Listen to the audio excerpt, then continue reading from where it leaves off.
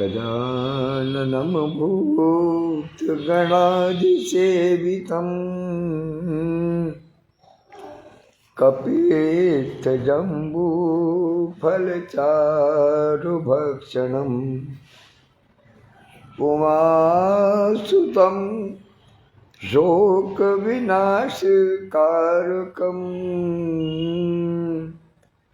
नमामि विघ्नेश्वर पादपङ्कजम् नमामि विघ्नेश्वर पादपङ्कजम्। हृदयांगन संस्था के प्रमुख संरक्षक परमादरणीय आचार्य श्री श्री कृष्ण द्विवेदी जी को चरण स्पर्श करते हुए उनसे आशीर्वाद और अनुमति के उपरांत अभिवादन की श्रृंखला में स्मरण करता हूँ संस्था के संस्थापक अध्यक्ष डॉक्टर विद्युत प्रभा चतुर्वेदी मंजू दीदी को, संस्था के राष्ट्रीय उपाध्यक्ष आदरणीय डॉक्टर सत्यप्रकाश पांडे जी को, जो सौभाग्य से इस समय मेरे निकट स्थित है, हृदयांगन बीथिका नामक पत्र को मूर्त रूप प्रदान करने में अपनी महती भूमिका निभाने वाले आदरणीय श्री हरिवाणी जी को, संस्था के संरक्षक मंडल के तमाम सदस्यों को, हृदयांगन समिति के सभी पदाधिकारियों को, हृदयांगन परिवार के छोटे बड़े हर आयु वर्ग के बाल युवा वृद्ध नर नारी सभी सदस्यों को और इस इलेक्ट्रॉनिक मीडिया के माध्यम से जहाँ जहाँ तक भी मेरी आवाज़ पहुँचती हो, जहाँ जहाँ तक भी इसका प्रसार होता हो, इस समय लाइव में हो या बाद में जो सुने, उन सभी को सादर प्रणाम निवेदित करता हूँ। इससे पहले कि हम आगे की कथा प्रसंग में प्रवेश करें, संस्था के संस्थापक और राष्ट्रीय महासचिव आदरणीय श्री विधुभूषण त्रिवेदी जी के निर्देशानुसार मैं 3 दिन के अवकाश के बाद में आज उपस्थित हुआ हूँ और उसका विशेष कारण ये रहा कि हृदयांगन की सहयोगी सहचरी सहोदरी संस्था डॉक्टर सत्या होपटॉप के बैनर तले एक बहुत ही खूबसूरत और विशाल आयोजन महामना अटल मेला का काशी में किया गया विगत 2 दिन से 25-26 दिसंबर को। और जैसा आप सब जानते हैं कि मैं दोनों संस्थाओं में बराबर के उत्तरदायित्व निभाने का प्रयास करता हूँ, अतः मेरी यहाँ व्यस्तता को देखते हुए आदरणीय संस्थापक महोदय ने स्वतः संज्ञान लिया और मुझे 3 दिन का अवकाश स्वीकृत किया। 25, 26, 27 का आज 28 तारीख है, तो मैं आपके समक्ष उपस्थित हूँ। और जैसा आप देख रहे हैं कि इस समय भी मैं अभी महामना मानव संतति सम्मान सभागार में ही बैठा हूँ, वहीं से लाइव कर रहा हूँ। आवाज़ से आपको आभास हो गया होगा कि स्वास्थ्य भी ठीक नहीं है, किंतु शारीरिक स्वास्थ्य, पारिवारिक परिस्थिति या मौसम जनित जो आधियाँ व्याधियाँ हैं, उनसे रुक जाने वाले, मैं समझता हूँ कि अपनी मंजिल से थोड़ा दूर ही रहते हैं, और यदि पाते भी हैं तो फिर बहुत विलंब से पाते हैं। और राम का नाम एक ऐसा है कि इसके लिए जितनी भी लालसा मन में बनी रहे, जितना शीघ्रता से प्राप्त हो सके। अरे राम का नाम तो ऐसा है कि लिया भी बहुत शीघ्रता से जाता है, बड़े आराम से लिया जाता है। और किसी की बात करें, किसी भी देवी देवता की बात करें,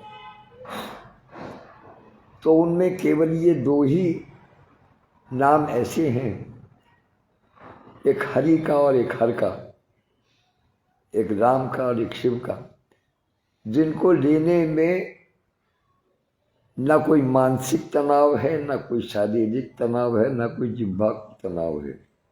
ये बिल्कुल आराम से सहज भाव से लिए जाते हैं। तो इसलिए वहाँ तक पहुँचने के लिए, उसका स्मरण करने के लिए विलंब करने की कहाँ आवश्यकता है। चलिए आइए अब कथा प्रसंग में जहाँ विगत दिवस हम छोड़ करके चले थे वहीं से आगे बढ़ते हैं। थोड़ा सुलभ संदर्भ के लिए बता देता हूँ कि राजा प्रताप भानु जो केकई देश का राजा था, वो शिकार खेलते खेलते जंगल में भटक गया और वहाँ उसके द्वारा पराजित एक राजा एक तनु जो कि मुनि के कपट वेश में वहाँ निवास करता था,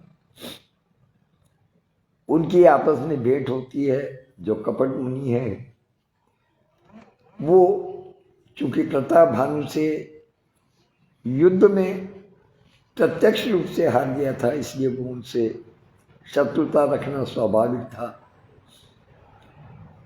लेकिन शत्रुता और वैर ये दोनों ऐसी चीजें हैं कि इनकी कोई सीमा नहीं होती।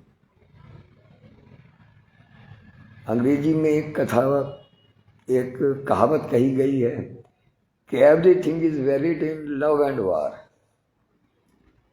तो वो युद्ध वाली स्थिति में सब कुछ जायज होता है। तो इस तरीके से जो कपटी मुनि था वो पूरी तरीके से ये प्रयास करता था कि किसी प्रकार से प्रताप भानु को, उसके वंश का नाश करूं, उसको नीचा दिखाऊं, उसको युद्ध में पराजित करूं।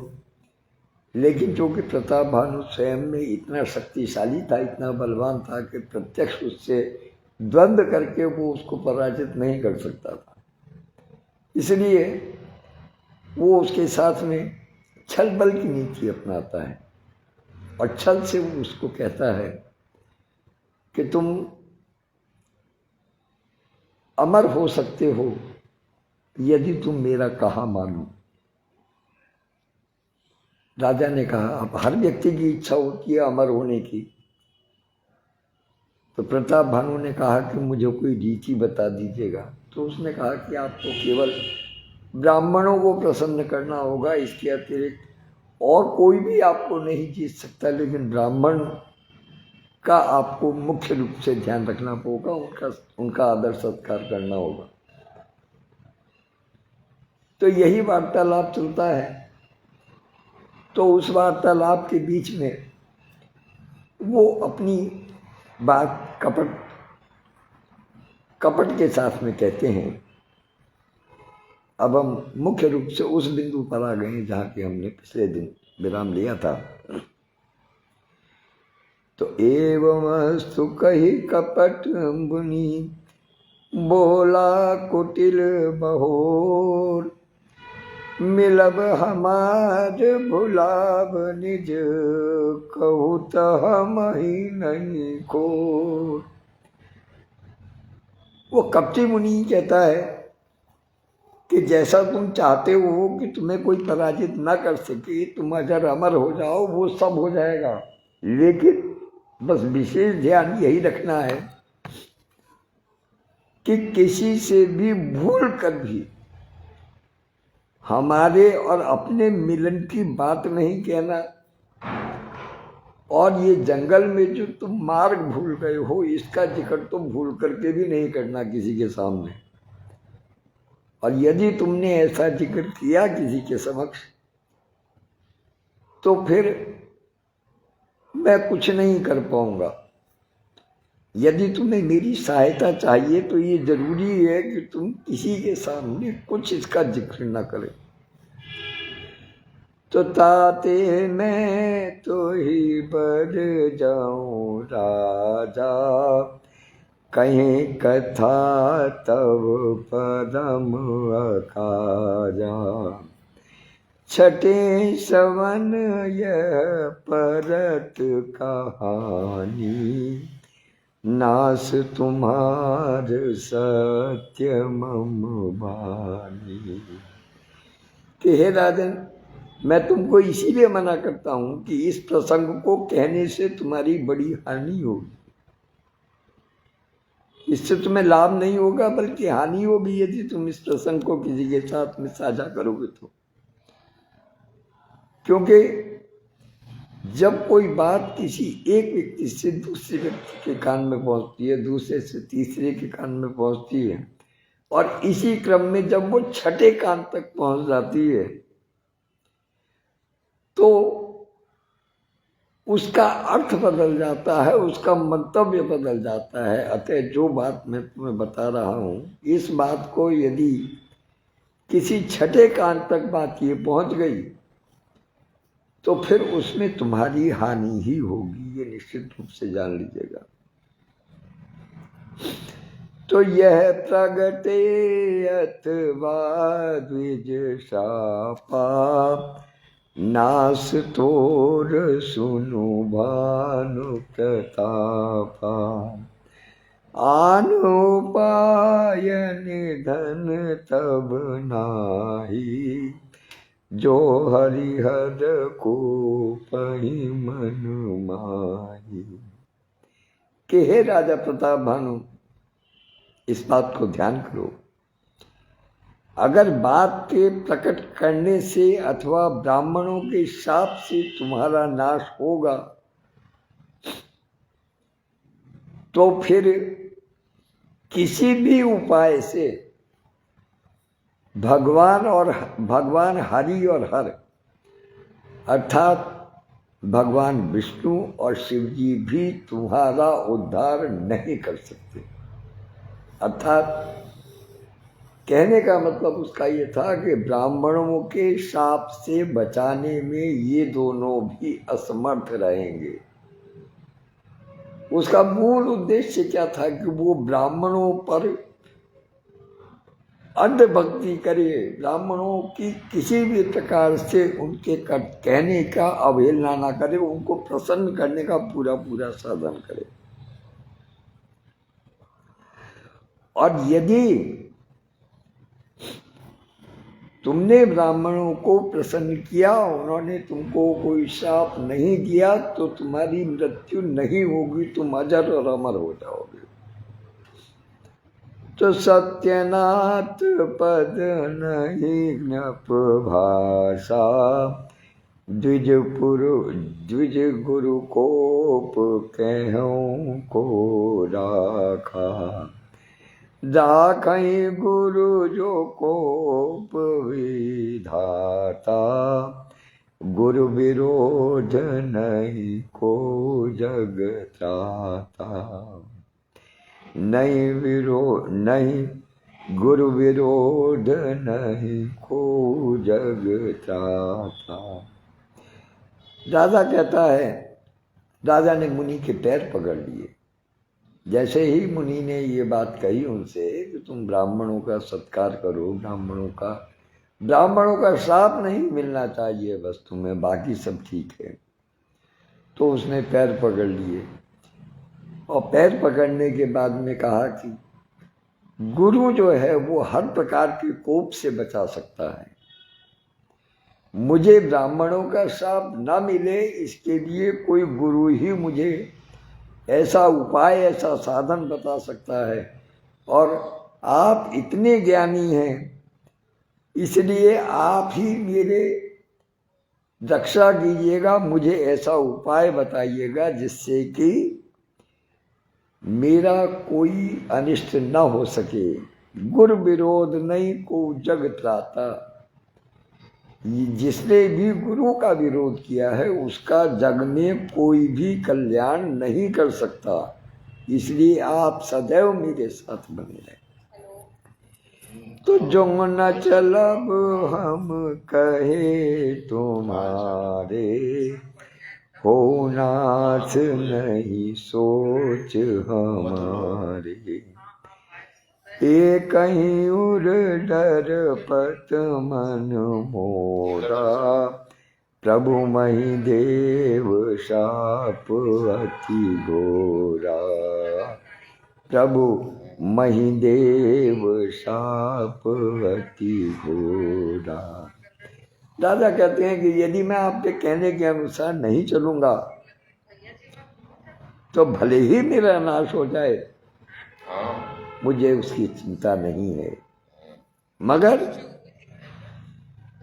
मेरा मन तो ये है कि हे प्रभु, केवल एक ही डर से मैं डर रहा हूं। किस डर से? कि ब्राह्मणों का श्राप बड़ा भयानक होता है। वो जानते हैं कि ब्राह्मणों का श्राप जो है वो बहुत भयानक होता है।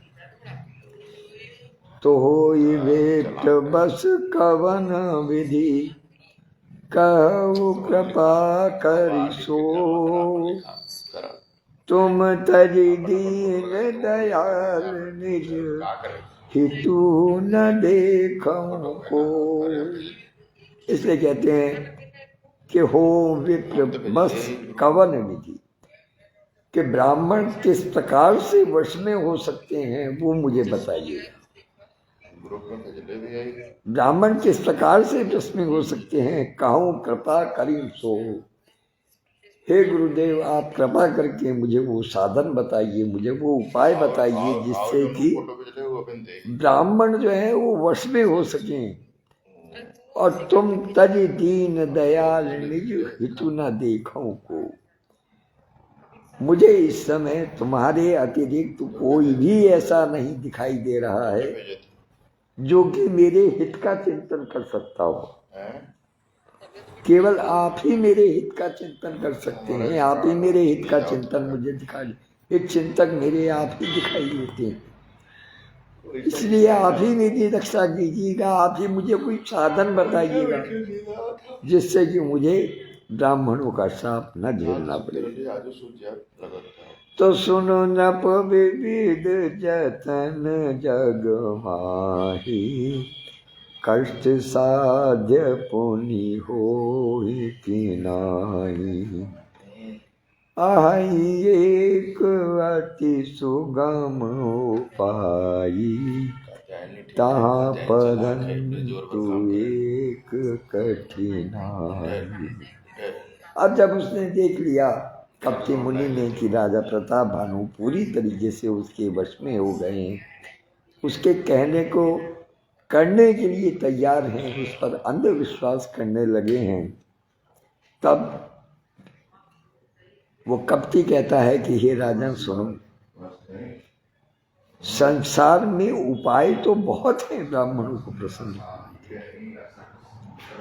ब्राह्मणों को प्रसन्न करने के लिए संसार में उपाय तो बहुत से हैं, परंतु वे सारे ही कष्ट साध्य हैं, अर्थात बहुत ही कठिन हैं। उपाय तो बहुत हैं लेकिन वो कठिन हैं। इस समय मेरे मस्तिष्क में एक बहुत ही आसान उपाय समझ में आ रहा है, लेकिन उसमें भी एक विशिष्ट कठिनाई है। अभी देखिएगा, अभी वो अपने सारे पत्ते नहीं खोल रहा है, अभी भी वो कपट की ही बात कर रहा है। करेंगे वो कहता है कि ये कठिनाई बड़ी भारी है, और क्या है कि वो उस कठिनाई को सिद्ध किस तरीके से करना है कि वो अपने आप को कहीं ना कहीं फिट करना चाहता है कि मम आधीन जुगति नप सोई, मोरी जाब तब नगर न होई। आज लगे अरु जब ते भयऊ, काहू के ग्रह ग्राम न गयऊ। कि हे राजन, वह युक्ति तो मेरे हाथ में है, मम आधीन जुगत नफ्स होई, कि हे राजन वो युक्ति मेरे हाथ में है, मेरी बुद्धि में है, अर्थात मेरे करने से वो युक्ति हो सकती है। लेकिन मोर जाब तब नगर न होई, लेकिन मेरा तुम्हारे नगर में जाना संभव नहीं है। मैं तुम्हारे नगर में नहीं जा सकता। बहाना क्या बनाया उसने, क्यों नहीं जा सकता? कहने लगे मैं तो तपस्वी हूँ, मैंने तो सब कुछ छोड़ दिया, घर बार नगर द्वार सब छोड़ दिया, मेरा अब किसी से कोई मोह माया नहीं, इसलिए मैं तुम्हारे नगर में नहीं जा सकता। बस ये कठिनाई है, वरना युक्ति तो मेरे हाथ में बहुत खूबसूरत है।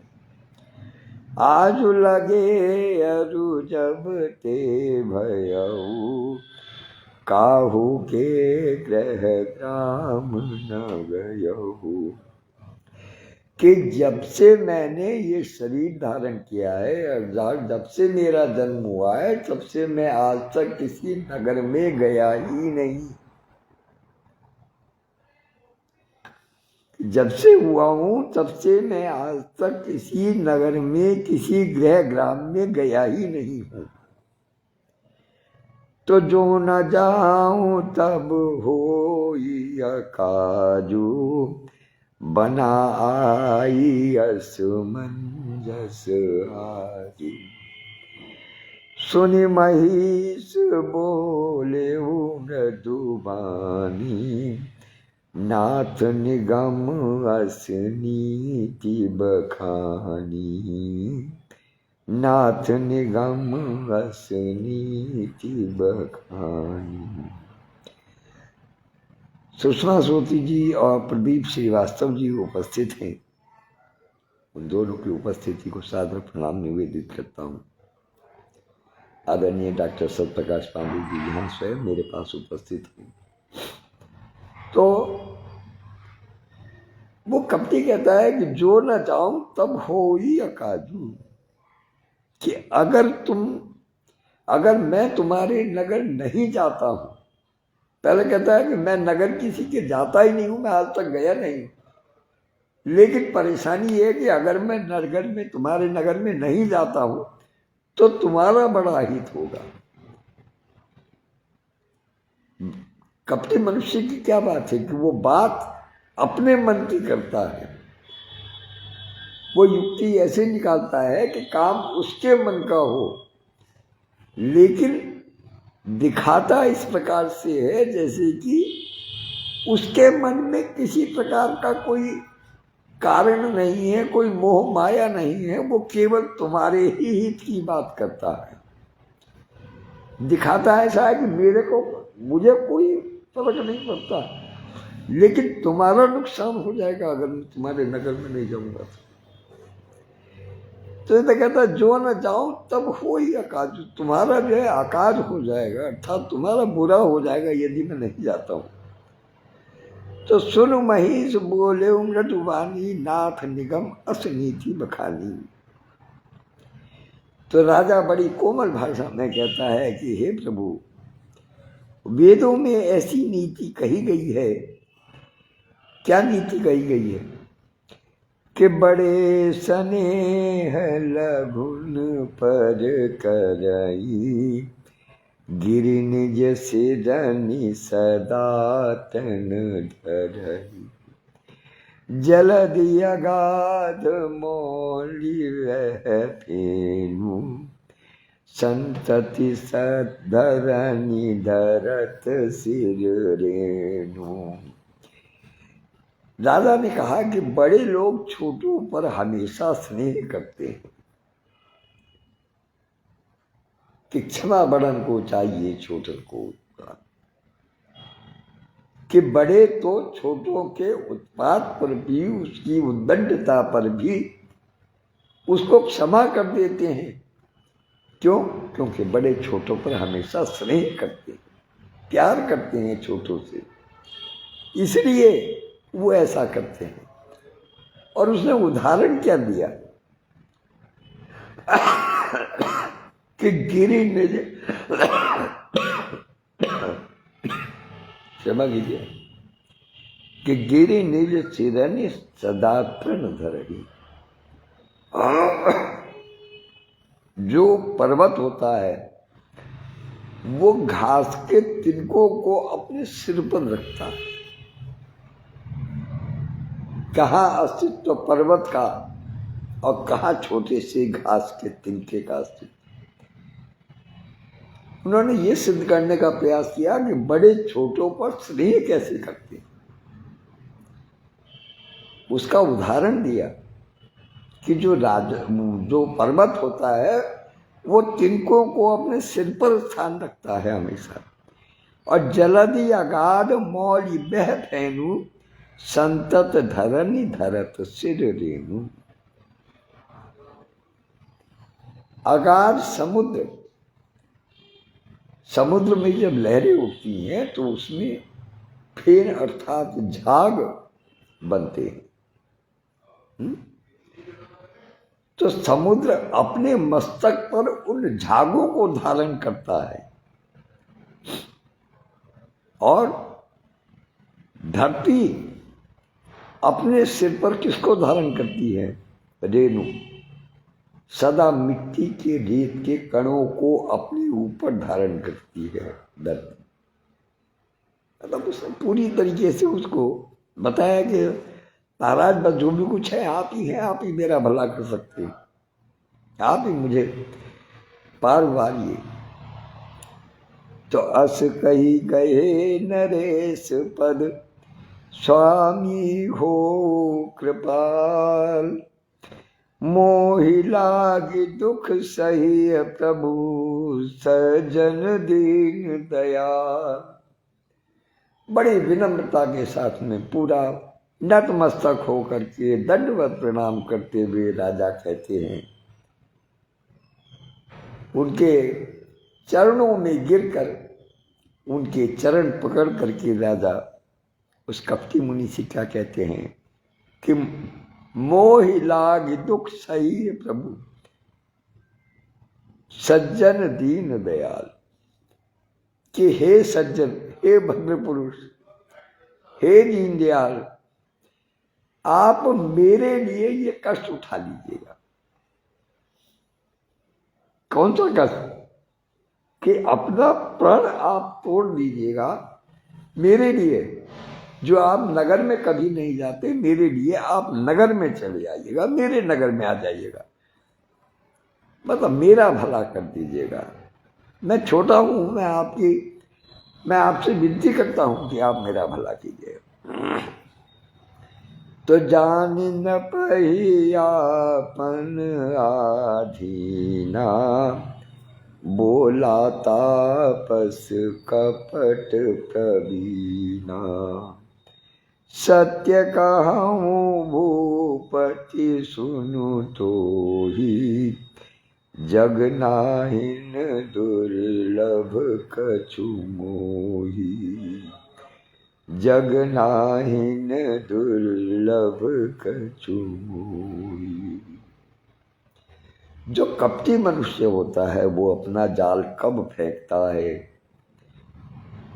वो अपनी बातों की जाल में इस तरीके से फंसा लेता है कि सामने वाला फंस कर रह जाता है।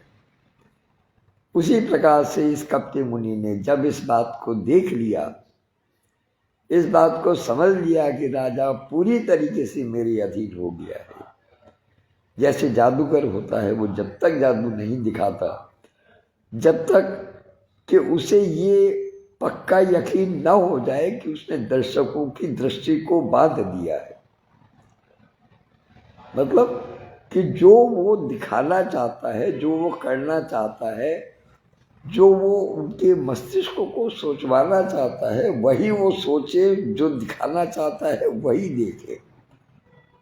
भले ही कुछ और हो, लेकिन दिखाई उनको वही दी जो मैं सोच रहा हूँ। जब इतनी अधीनता हो जाती है, इस प्रकार से कहिए हिप्नोटाइज करने वाली बात है। तो जैसे ही उसने, कपटी मुनि ने जाना कि राजा जो है वो मेरे अधीन हो गया है, तब वो तपसी जो कपट में प्रवीण है, कपट करने में जो प्रवीण है, माहिर है, वो कहता है कि सत्य कहूं भूपति सुन तो ही, जगना ही दुर्लभ कछु मोही। कि हे राजन, मैं सत्य कहता हूं तुमसे कि इस संसार में मेरे लिए कुछ भी दुर्लभ नहीं है। अर्थात पूरी तरीके से यकीन दिलाते हैं कि आप, कि मैं ही तुम्हारा सब कुछ भला कर सकता हूं और मेरे हाथ में सब कुछ है, कुछ भी ऐसा नहीं है जिसे मैं नहीं कर सकता। तो अवसि काज मैं करियऊं तोरा, मन तन बचन भगत मैं तै मोरा। मन तन बचन भगत तै मोरा। जोग जुगति तप मंत्र प्रभाऊ, फल ही तब ही जब करिय दुराऊ। फल ही तब ही जब करिय दुराऊ। अब यहाँ उसने पहला अपना दाव चला है, पहली बात अपनी कही है। लेकिन वो कब कही है? वो उस समय कही जब उसने देख लिया कि राजा पूरी तरीके से उनके वश में हो गया है। संस्था के राष्ट्रीय अध्यक्ष आदरणीय डॉक्टर विद्युत प्रभा चतुर्वेदी मंजू दीदी उपस्थित हो गई है। उनकी उपस्थिति को, गरिमामय उपस्थिति को सादर प्रणाम निवेदित करता हूँ। और कथा प्रसंग में आगे कहता हूँ कि अवश्य काज में करियूं तोरा। अवश्य मतलब अवश्य ही मैं तुम्हारे कार्य को करूंगा। क्यों? क्योंकि मन तन बचन भगत ते मोरा। तुम मन तन और वचन से मेरे भक्त हो, और अपने भक्त का कार्य यदि किसी के वश में है और वो कर सकता है तो वो अवश्य ही करता है। और चूंकि इस संसार में मेरे लिए कुछ भी दुर्लभ नहीं है, कुछ भी करना मेरे लिए असंभव नहीं है, इसलिए मैं तुम्हारे भले के लिए कार्य अवश्य ही करूंगा, बेफिक्र रहो। लेकिन एक बात का ध्यान रखना भाई, जो सिद्धांत की बात है वो मैं तुम्हें बताता हूं कि जोग जुगुति तप मंत्र प्रभाऊ। तो कहते हैं ना कि भोजन और भजन सदैव एकांत में करना चाहिए, किसी के सामने नहीं करना चाहिए। भजन का मतलब ये है कि तपस्या भी लोग बाग वन में जाकर के करते हैं।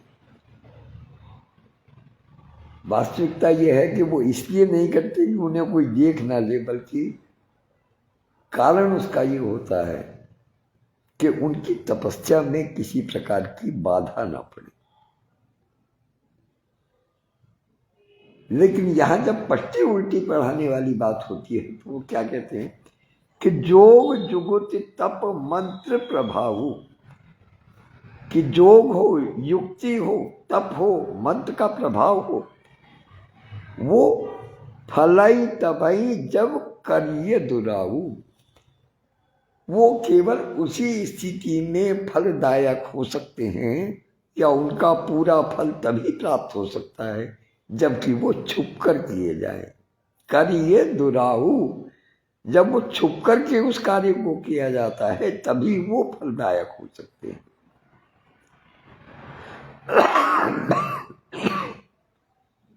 तब वो उनको क्या युक्ति बताते हैं, देखिए कि जो नरेश में करो रसोई, तुम पर सो मोहि जान न कोई। अन्न सो जोई जोई भोजन करई, सोई सोई तब आयसु अनुसरई। सोई सोई तब आयसु अनुसरोई। कि हे राजन, हे नरेश, हे नरपति, यदि मैं रसोई बनाऊं, अब वो असली मंतव्य पर आ जाता है। कहता है कि यदि मैं भोजन बनाऊं और तुम उसे परोसो, यानी बनाऊं मैं, तुम उसे केवल प्रस्तुत करो ब्राह्मणों के सामने और इस रहस्य को कोई जाने नहीं, यानी किसी को इस बात की जानकारी ना हो कि रसोई मैंने बनाई है और तुम केवल परोस रहे हो, तो उस अन्न को जो व्यक्ति भी खाएगा वो तुम्हारे वशीभूत हो जाएगा, वो तुम्हारा आज्ञाकारी बन जाएगा। अन्न सो जोई जोई भोजन करही, जो व्यक्ति भी उस अन्न का भोजन करेगा, सोई सोई तब आयस अनुसरही, वही तुम्हारा आज्ञाकारी हो जाएगा, तुम्हारी आज्ञा को मानने वाला हो जाएगा। बस ये है कि किसी को पता ना चले कि भोजन मैंने बनाया है और तुम केवल उसको परोस रहे हो। तो पुनि तिनके ग्रह जेवई जो, तब बस होई भूप सुनु सो, जाई उपाय तब दचऊ न पुएहु, संवत भरी संकल्प करेहु, संवत भरी संकल्प करेहु। यही नहीं, उन भोजन करने वालों के घर भी जो कोई भोजन करेगा, केवल उन्हीं की बात नहीं है कि जो आपने यहाँ उपस्थित होकर के भोजन करे। जैसे एक और बात मैं आपको कहता हूँ कि जैसे वाचन करते समय या लाइव करते समय, जैसे हम कहते हैं कि जो इस समय प्रत्यक्ष रूप से सुन रहे हैं वो, या जो नेपथ्य से सुन रहे हैं वो, या जो बाद में सुनेंगे वो, बराबर के पुण्य के भागी होंगे। तो इसी प्रकार से वो कपटी मुनि भी कहता है कि केवल यही नहीं कि वो उस भोजन को जो तुम्हारे सामने बैठ करके करेंगे, केवल वही नहीं, उनके घर में भी जो कोई भी उस भोजन को करेगा वो भी तुम्हारे ही आदि हो जाएगा। कि हे राजन, तुम जाकर कुछ ऐसा उपाय करो और वर्ष भर ब्राह्मणों को भोजन कराने का संकल्प प्रकट करो कि 1 वर्ष तक तुम लगातार ब्राह्मणों को भोजन कराओगे। वैसे संकल्प को दोहराओ अपनी नगर में जाकर के। तो फिर नित नूतन द्विज सहस सत, बरेउ सहित परिवार, मैं तुम्हारे संकल्प लगी, जे नहीं करब जे विनार। वो कहता है कि नित्य नए 1 लाख ब्राह्मणों को कुटुंब सहित, ब्राह्मणों की संख्या कम थोड़ी, तो इसलिए कहता है कि प्रतिदिन 1 लाख नए ब्राह्मणों को उनके परिवारजनों सहित तुम निमंत्रित करना। भाई तुम राजा हो, तुम्हारे लिए कोई राजकोष में कोई कमी तो है नहीं।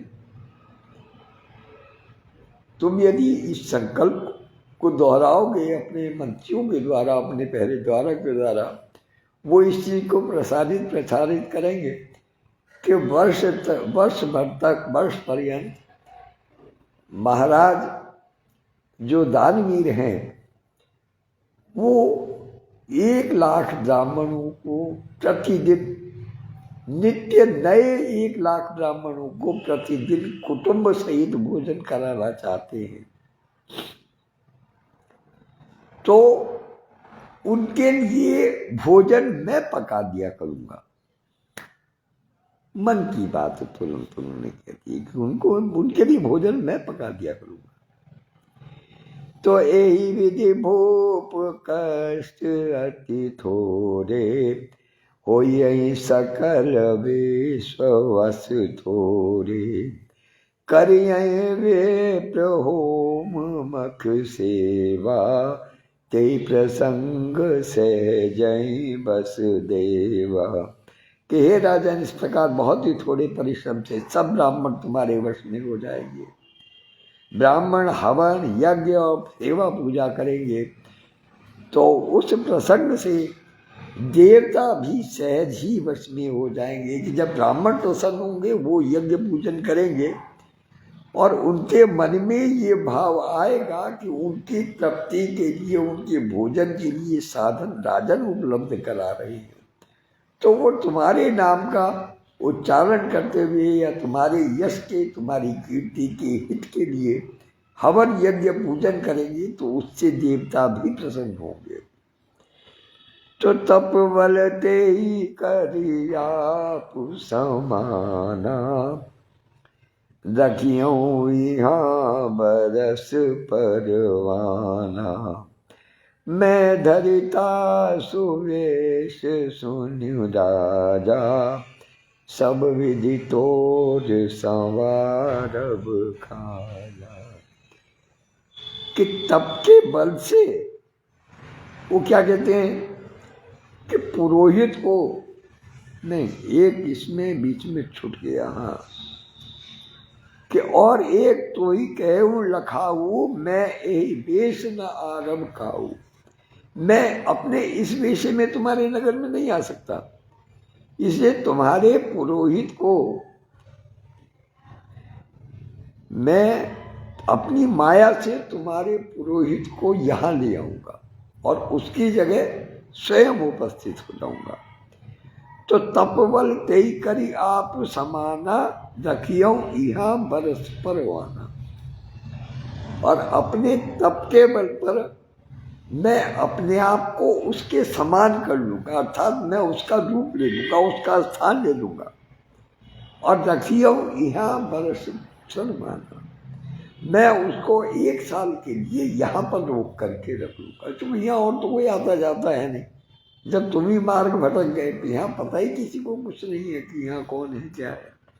तो इसलिए मैं धरी तास वेश सुन राजा, सब विधि तोर समारंभ काजा। मैं उस आपका जो पुरोहित है, जो भोजन बनाता है, जो महाराज है, उसका वेश धारण करके, मैं उसका कपट वेश धारण करके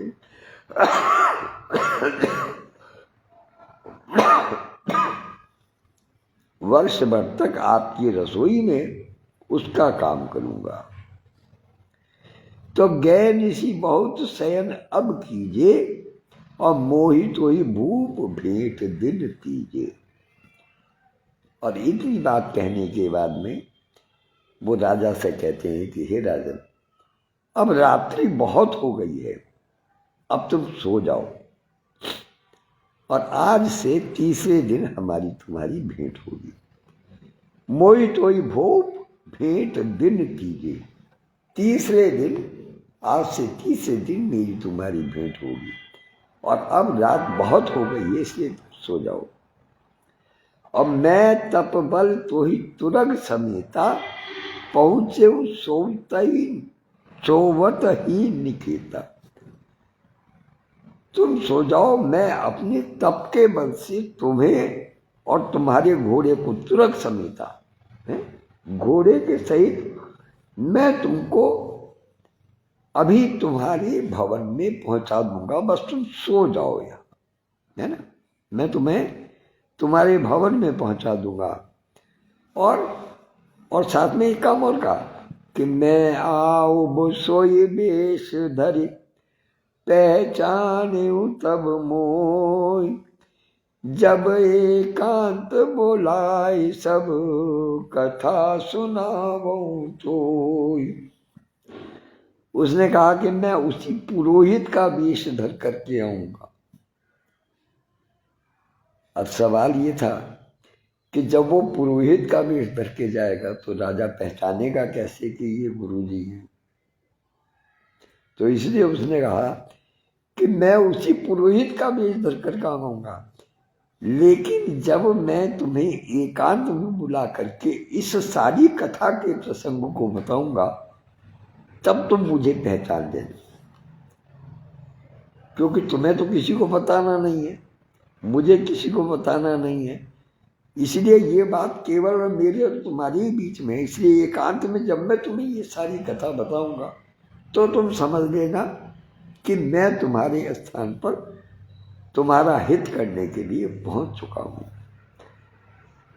तो आज कथा प्रसंग को यहीं विराम देते हैं, विशेष रूप से इसलिए कि तो आज भाई विख्यात मिश्रा 7 बजे अभी एकल काव्य पाठ के लिए उपस्थित होने वाले हैं। दूसरा कारण यह है कि स्वास्थ्य भी अभी ठीक नहीं है, मौसम भी अच्छा नहीं है, इसलिए गला भी साथ नहीं दे रहा है, इसलिए कल मैं फिर उपस्थित हूँगा इससे आगे के प्रसंग के लिए। क्योंकि जो जो कथा आगे बढ़ रही है जो जो प्रसंग और रोचक होता जा रहा है। अभी तो राजा जंगल में है, उसको कहा है कि आप सो जाइएगा, मैं आपको आपके महल तक पहुंचा दूंगा आपके घोड़े समेत, और आपके महाराज का वेश बना करके आपसे मिलूंगा। तो इस कथा को आज यहीं विराम देते हैं। जो भी इस समय सुन रहे हैं बाद में सुनेंगे, सब पर प्रभु श्री राम की कृपा हो, भगवान भोलेनाथ की कृपा हो, ऐसी प्रार्थना है।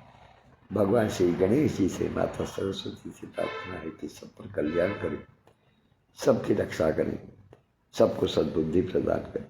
धन्यवाद, नमस्कार।